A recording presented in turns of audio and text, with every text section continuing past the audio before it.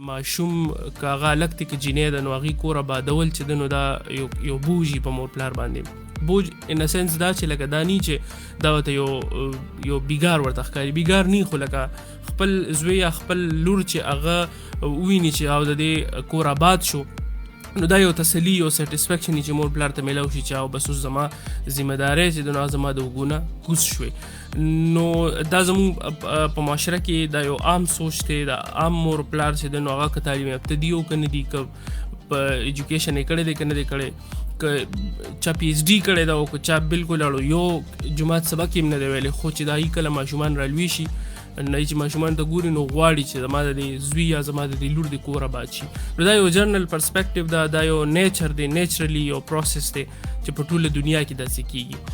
خو دې نیچرل پروسس د وجې بیا یو داسې جنریشن راغی داسې خلک راغله چې هغې د ذمهداري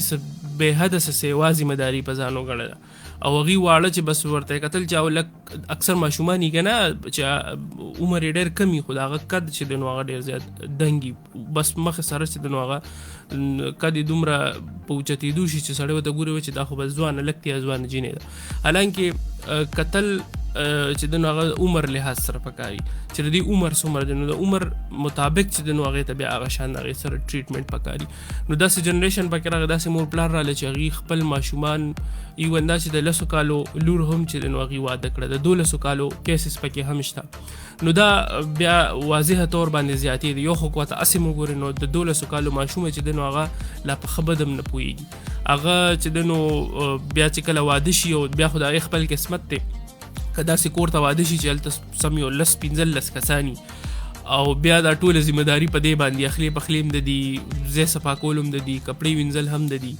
او کور نورې ذمهدارۍ هم په دې باندې راشي بیا پکې ماشومان هم راشي